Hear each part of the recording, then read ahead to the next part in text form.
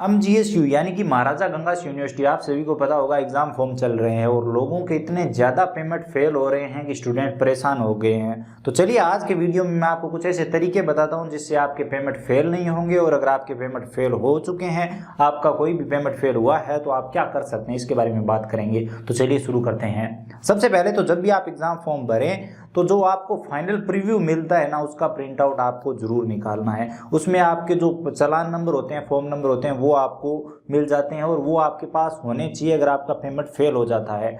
तो उन चालान नंबर से आपको क्या करना है कि आपको पेमेंट वेरीफाई करके देखना है। अगर पेमेंट वेरीफाई हो जाता है तब तो आप प्रिंट आउट निकाल सकते हो और उसी चालान नंबर से आप फॉर्म का भी प्रिंट आउट निकाल सकते हो।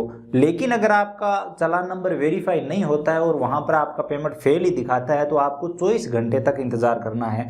अगर 24 घंटे में आपका पेमेंट वेरीफाई नहीं होता है, आपका पेमेंट सक्सेसफुल नहीं होता है, तो उसके बाद आपको दोबारा पेमेंट कर देना चाहिए। वो पेमेंट वेरीफाई नहीं होगा। तो अब वो पैसे कहाँ चले गए, अब उन पैसों का क्या होगा? तो उन पैसों का होगा ये कि 5 से 7 दिनों में आपके अकाउंट में वो पैसे रिफंड हो जाएंगे।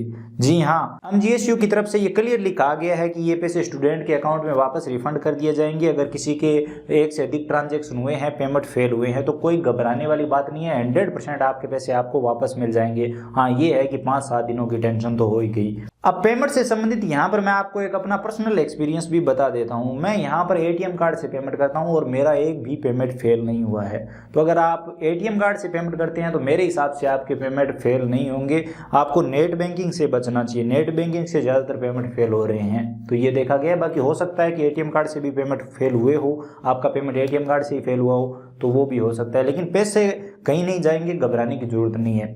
लेकिन अगर आप फॉर्म भरने की सोच रहे हैं तो मैं आपको बता दूं कि ये सर्विस अब ई-मित्र पर दे दी गई है, तो वहां से ही फॉर्म भरें। अगर आप एक ई-मित्र धारक है तो ई-मित्र से ही फॉर्म भरें। पेमेंट फेल होने का कोई झंझट ही नहीं है।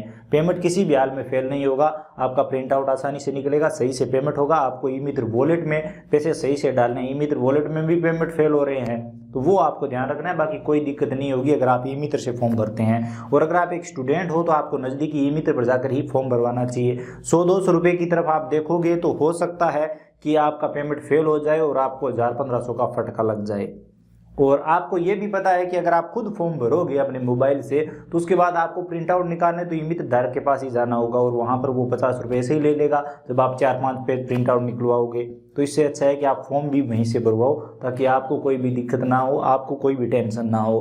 क्योंकि अगर आपके पैसे अटक गए ना तो टेंशन तो भैया होने वाली है। फिर आप इधर उधर हेल्पलाइन नंबर देखोगे और इनके कोई हेल्पलाइन नंबर नहीं है, और अगर है तो उन पर आपकी सही से बात नहीं होती। अगर बात हो जाती है तो कोई संतुष्टपूर्ण जवाब नहीं मिलता।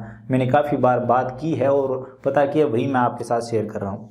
तो पैसे 100% रिफंड हो जाते हैं। मैं कई साल से देख रहा हूँ, कई साल से काम कर रहा हूँ। MGS यूनिवर्सिटी के फॉर्म काफ़ी बार भरे हैं और रोजाना भरता हूँ आजकल। तो अब अगर आपके पास चालान नंबर भी नहीं है, आपने फाइनल जो प्रीव्यू आता है उसका प्रिंट आउट नहीं लिया है, तो आपको चालान नंबर सर्च करने का भी वेबसाइट पर ऑप्शन दिया गया है। तो वहाँ से आप चालान नंबर सर्च कर लीजिए और उसके बाद आप अपने पेमेंट का स्टेटस देख सकते हैं। बेसिकली आपके पास चालान नंबर होने चाहिए। जब भी आप फॉर्म भरें और फॉर्म सबमिट करने का टाइम आए, जो फाइनल प्रीव्यू आपके सामने आता है तो उसका प्रिंट आउट जरूर लेके रखें पेमेंट करने से पहले, ताकि आपको आगे चलकर कोई दिक्कत आए, पेमेंट फेल हो तो आपको बाद में आसानी हो पेमेंट रिकवर करने में और पेमेंट का स्टेटस देखने में।